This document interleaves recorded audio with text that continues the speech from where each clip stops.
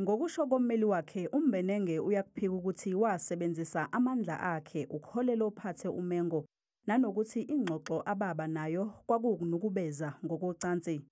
Engxoxweni yabo kuvela ukuthi uMengo wayengumuntu owayevamise ukumthopha uMbenengo. Ndifuna ukwazi ke apha kuwe into abangethuba ubusebenzisela igama lithi Jola.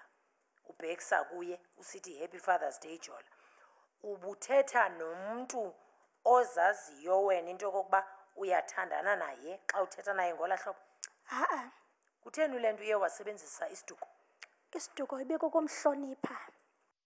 uMengo uyakuphika nokuthi kukhona imilayezo ayisula kumakhalekhukhwini wakhe.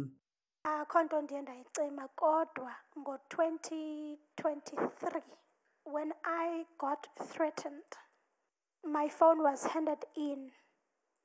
Ifowuni yam ke yaye yathathwa.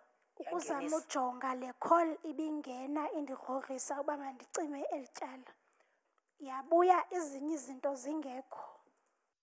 Uvumile ke ukuthi emva kokubika ngaleli cala kwaba muncu kakhulu emsebenzini. Bekukubi emsebenzini. Sithetha ngomuntu one-powers apha zokwenza nantoni na uyoyikisa emsebenzini uyoyikeka. Leli cala liguqile okwamanje uMengo uzobuyela kulesi sigcawu ngoNhlaba. Ummeli wakhe uthi zibe nzima kakhulu lezi insuku eziyishumi ezedlule ephekwa ngembuzo.